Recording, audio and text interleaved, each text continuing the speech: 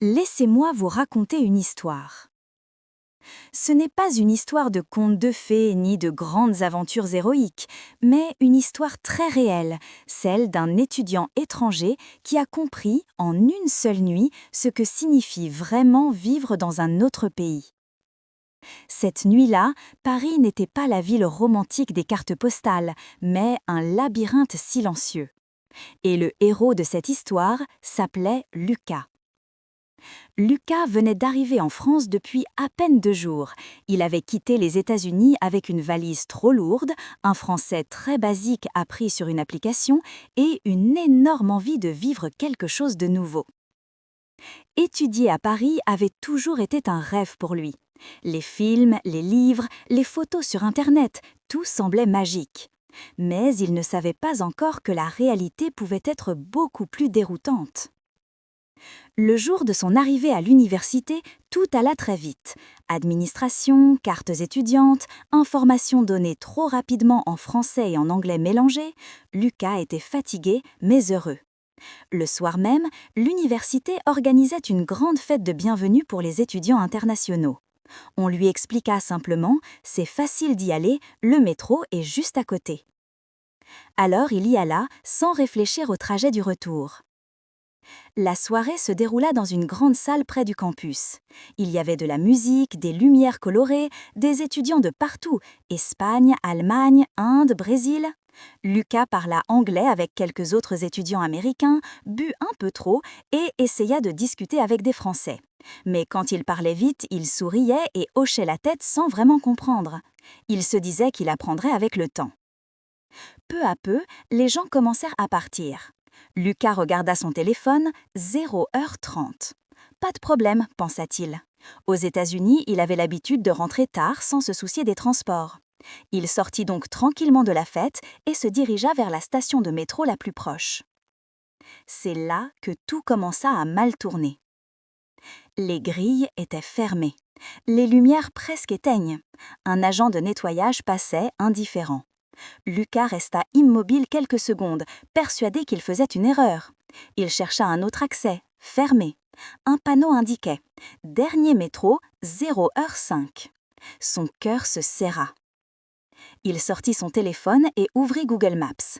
La batterie, 15%. Internet lent. Il tapa l'adresse de sa résidence universitaire, mais les informations changeaient sans cesse. Il comprenait mal les lignes et les correspondances, et surtout les mots français comme noctilien, correspondance, service interrompu.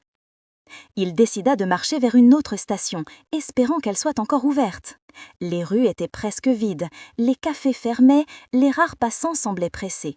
Lucas se sentait de plus en plus seul. Quand il arriva à une deuxième station, même situation, porte close. Il essaya de demander de l'aide à un homme qui marchait avec son chien. « Excusez-moi, le métro encore ouvert ?» L'homme répondit rapidement en français, trop vite, avec des gestes. Lucas ne comprit presque rien, sauf un mot « bus ». Il hocha la tête, remercia maladroitement et se retrouva encore plus perdu. Il passa devant un arrêt de bus, mais il y avait trop de lignes, trop d'informations. Les écrans affichaient de longues attentes. Il faisait froid. La fatigue l'écrasait. La peur s'installait doucement. Et s'il ne rentrait pas? Il tenta de parler à d'autres personnes, mais la barrière de la langue revenait toujours. Certains ne parlaient pas anglais, d'autres étaient pressés, d'autres encore restaient silencieux. Lucas comprit alors ce que signifiait être vraiment étranger. Après une longue attente, il monta finalement dans un bus, sans être sûr que ce soit le bon. Il montra son téléphone au conducteur, qui répondit brièvement. Lucas valida son ticket et s'assit, tendu, observant chaque arrêt, le cœur battant. Un bus, puis un autre, des correspondances ratées, des moments de doute, des rues inconnues, sombres, silencieuses. À chaque minute, il avait peur de s'être trompé. Quand il arriva enfin devant sa résidence universitaire, il était 4 heures du matin. Épuisé, tremblant mais soulagé, il leva les yeux vers le bâtiment comme s'il venait d'atteindre un refuge. Cette nuit-là, Lucas comprit que vivre dans un nouveau pays ne se résumait pas aux cours et aux fêtes. C'était apprendre des règles invisibles que personne n'explique vraiment. Depuis ce jour, il ne manqua plus jamais un train. Il planifiait toujours ses trajets, quittait les soirées plus tôt et connaissait par cœur les bus nocturnes. Cette première nuit, effrayante et mal comprise, devint avec le temps une histoire qu'il racontait aux nouveaux étudiants. Et voilà pourquoi, quand Lucas entend quelqu'un dire « Ne t'inquiète pas, tu verras, tout est facile », il sourit. Car il sait que parfois, c'est en se perdant à 4 heures du matin qu'on commence vraiment à trouver sa place. Les semaines qui suivirent furent rudes. Lucas dormait mal, sursautait au moindre bruit dans le couloir, vérifiait 10 fois l'heure du dernier métro. Il avait l'impression que Paris le regardait avec un petit sourire moqueur. « Tu crois que tu me connais déjà ?» Mais petit à petit, la ville commença à lui parler autrement. Un soir de novembre, il pleuvait dru. Lucas sortait d'un cours de littérature à 20h30, trempé, sans parapluie, évidemment. Il attendait le bus 27 sous l'abribus de Jussieu quand une dame d'un certain âge, manteau en laine camel et foulard rouge, s'est approchée.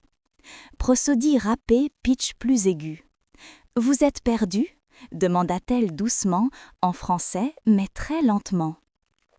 Lucas, méfiant depuis sa fameuse nuit, répondit en anglais. Elle sourit, passa au français plus simple. « Moi, c'est Monique. Vous allez où ?»« Cité universitaire, porte d'Orléans. »« Ah, montez avec moi, je prends le même bus, je vous montrerai l'arrêt. » Dans le bus, Monique lui expliqua tout. Les noctiliens, les vrais applis utiles, Citymapper, pas Google Maps, les jours où le métro ferme plus tôt, les boulangeries qui ouvrent à 6 heures pour les matins difficiles. Elle parlait comme une grand-mère qui adopte un petit-fils un peu paumé. À l'arrêt, elle lui tendit même son parapluie. « Vous me le rendrez quand vous voulez, je passe tous les mardis à la bibliothèque de la cité U. » Lucas rentra ce soir-là avec le cœur moins serré.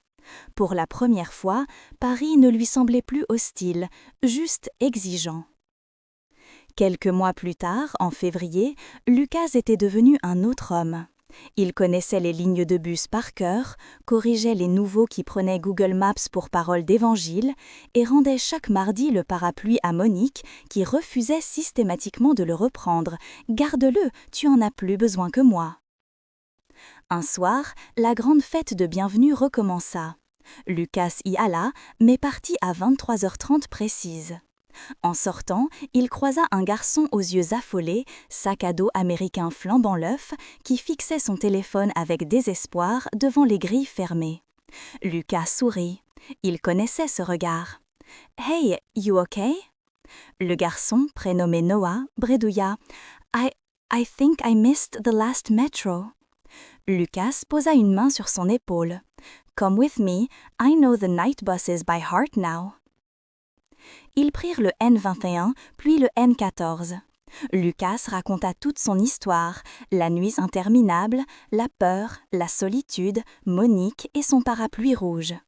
Noah riait nerveusement, puis finit par pleurer un peu de soulagement dans le bus presque vide.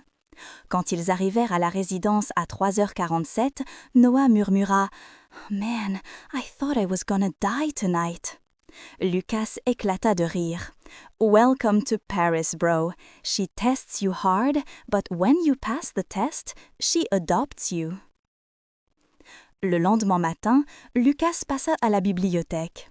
Monique était là, comme chaque mardi. Il lui tendit enfin le parapluie rouge, usé mais toujours vaillant. « Cette fois, je vous le rends pour de bon, j'en ai plus besoin. » Elle le regarda, les yeux brillants. « Tu es devenu parisien, toi. » Il rit. « Presque. Disons que Paris et moi, on a signé un pacte. » Monique sourit et, sans un mot, glissa dans la poche de Lucas un petit paquet. Un porte-clés en forme de tour Eiffel miniature, un peu kitsch, un peu magique. « Pour que tu ne te perdes plus jamais, » dit-elle. Ce soir-là, Lucas accrocha le porte-clés à son trousseau. Et quand, des années plus tard, il rentra aux États-Unis pour les vacances et que sa mère lui demanda « Alors, cette année à Paris, c'était comment ?» Il sourit, toucha machinalement la petite tour Eiffel dans sa poche et répondit simplement « C'est la ville qui m'a perdu pour mieux me retrouver ». Et quelque part, dans le 13e arrondissement, Monique, qui ne saura jamais toute l'histoire, continue, chaque mardi, à attendre sous l'abribus avec un nouveau parapluie rouge, au cas où un autre Lucas passerait par là.